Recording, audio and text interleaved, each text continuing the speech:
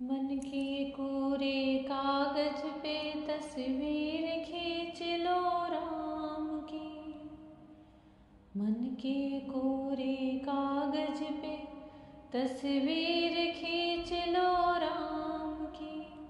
कंकड़ से पत्थर तक गाए महिमा जिनके नाम की, महिमा जिनके नाम की। जय श्री कृष्णा मेरी सोल फैमिली। आध्यात्म आपके अपने चैनल पर मैं नंदा आप सबका बहुत बहुत स्वागत करती हूँ। आज विजयदशमी है। आप सबको विजयदशमी की मंगलमय शुभकामनाएं। भगवान श्री राम की, माता सीता की, जानकी की, राम परिवार की, राम दरबार की आप सबको बहुत सारे आशीर्वाद मिले और आप सबके जीवन में जो कुछ भी समस्याएं हैं उन पर आप विजय हासिल करो। उसमें से आप भगवान का साथ लेकर के, उनका आशीर्वाद लेकर के सुगमता से निकल जाओ।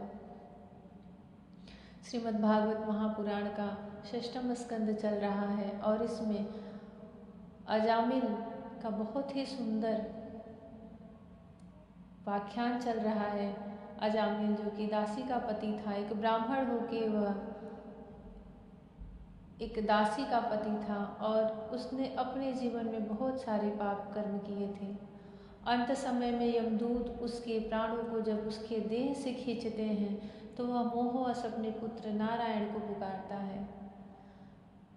नारायण नारायण का शब्द सुनकर वहाँ पे भगवान के जो पार्षद थे, इसीलिए कहा जाता है कि जो भी कर्म करो बहुत सोच समझ के विचार के करना चाहिए, क्योंकि हमारे आसपास भगवान के पार्षद और यमदूत हमेशा रहते हैं, अच्छे बुरे कर्मों का हिसाब करते रहते हैं। यह दिशाएं, पृथ्वी, आकाश, सूर्य, अग्नि सब कुछ उनके साक्षी होते हैं।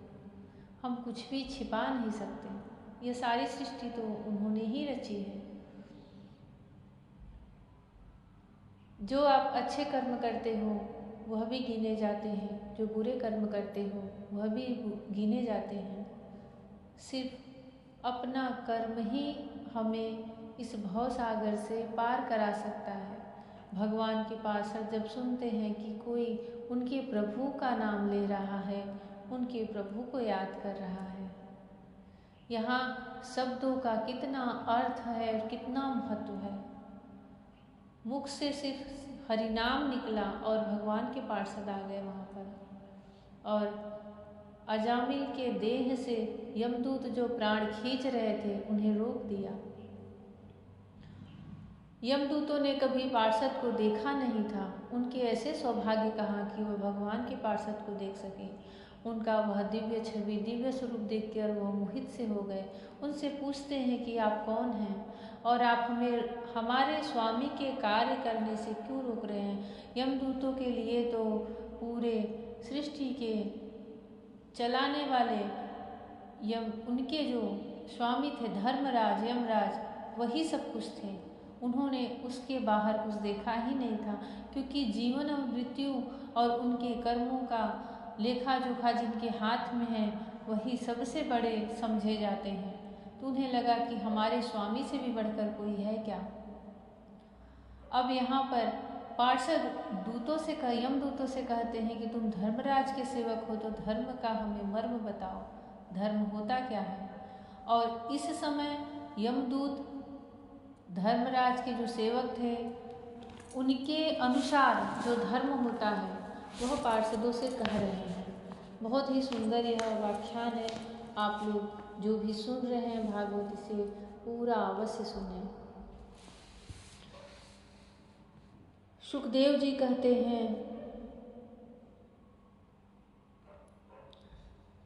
यमदूत जो कि धर्मराज के सेवक थे पार्षदों से कहते हैं कि सिद्ध पुरुषों जीव इस शरीर में 5 कर्मेंद्रियों से लेना देना, चलना फिरना आदि काम करता है। 5 ज्ञानेंद्रियों से रूप रस आदि 5 विषयों का अनुभव करता है और 16वें मन के साथ 17वां वह स्वयं मिलकर अकेले ही मन, ज्ञानेंद्रिय और कर्मेंद्रिय तीनों विषयों को भोगता है। जीव का यह 16 कला और शतवादी 3 गुणों वाला लिंग शरीर अनादि है। यह जीव को बार बार हर्ष, शोक, भय और पीड़ा देने वाले जन्म मृत्यु के चक्कर में डालता है।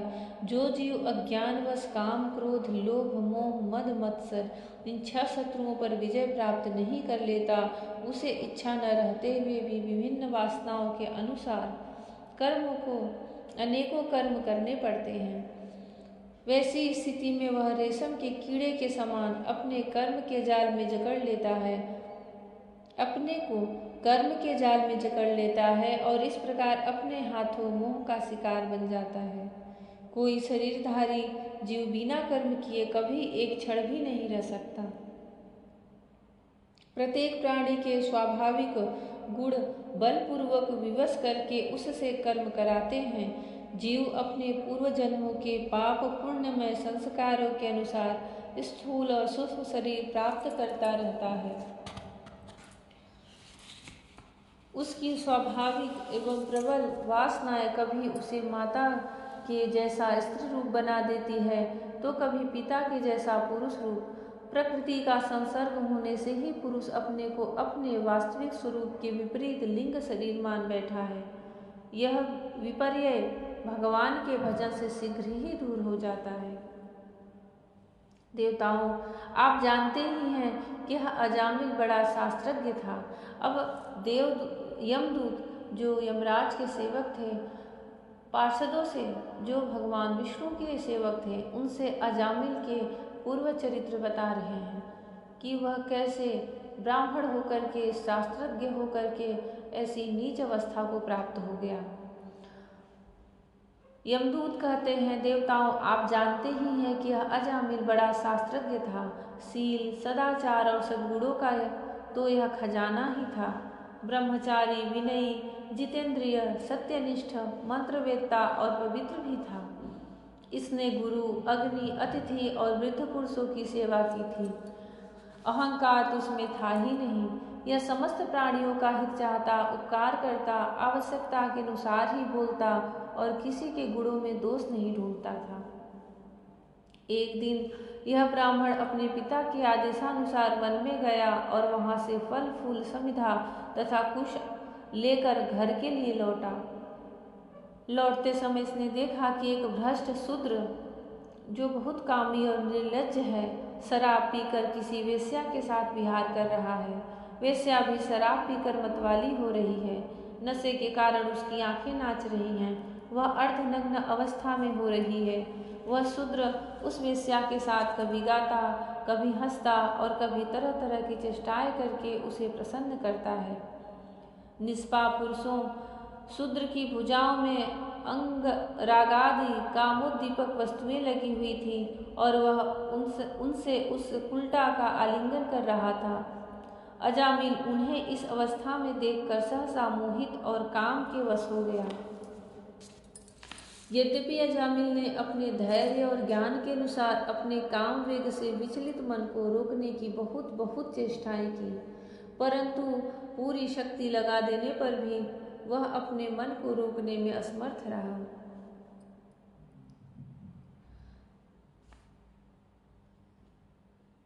उस वेश्या को निमित्त बनाकर काम पिशाच ने अजामिल के मन को ग्रस लिया। जो हमारे मन में ये काम का वेग, क्रोध का वेग, ईर्ष्या का, जलन का और कभी कभी तो किसी की हत्या करने का ये जो प्रबल वेग उठता है, यह सब एक तरह के पिशाच होते हैं। जब हम भगवान की भक्ति से दूर रहते हैं, भगवान के ऊर्जा से दूर रहते हैं, तो हम पर ये बहुत जल्दी आक्रमण करती हैं। यह दिखाई नहीं देते, पर ये हमारे मन को अपने कब्जे में, अपने अधिकार में ले लेते हैं और फिर वह उसी अनुसार हमसे कर्म करवाते हैं। यहाँ पर वह मोहित हुआ, वह ब्राह्मण अजामिल मोहित हुआ। उसने अपने ज्ञान और धैर्य के अनुसार अपने काम वेग से विचलित मन को रोकने की बहुत चेष्टाएं की, परंतु पूरी शक्ति लगा देने पर भी वह अपने मन को रोकने में असमर्थ रहा। उस समय वेश्या को निमित्त बना करके क्योंकि मन के अंदर प्रवेश करने के लिए जैसे परीक्षित, जिनसे यह भागवत ही रच दिया गया है, जो अभिमन्यु के पुत्र थे, युधिष्ठिर के वंशज थे, उन्हें कलयुग, उनके ऊपर जब कलयुग आक्रमण करना चाह रहा था तो कहीं से परीक्षित के अंदर कोई त्रुटि ही नहीं दिख रही थी कि कब उनके अंदर, उनके मन में प्रवेश करे और राजा परीक्षित से कोई गलत कार्य करवाए, क्योंकि वह भगवान के बहुत बड़े भक्त थे और धर्मनिष्ठ थे। उनसे कोई पाप या कोई ऐसा अन्याय होता ही नहीं था, न मन से न शरीर से। तो कलयुग सिर्फ राह तकता था, क्योंकि उन्होंने रोक दिया था अपने तप से, बल से और अपने जो उनको भगवान की भक्ति प्राप्त थी, कलयुग को अपने पूरे राज्य में फैलने से रोक दिया था। उनको बस कुछ स्थान दे दिया था। कलयुग को लगा जब ये राजा ऐसे ही मुझे रोके रहेंगे तो मैं अपना साम्राज्य कैसे फैलाऊंगा। हर समय वह बाट जो होता था कि कब परीक्षित से कुछ त्रुटि हो और मैं उनके मन के अंदर प्रवेश करूं और फिर उनसे गलत कार्य करवाऊं।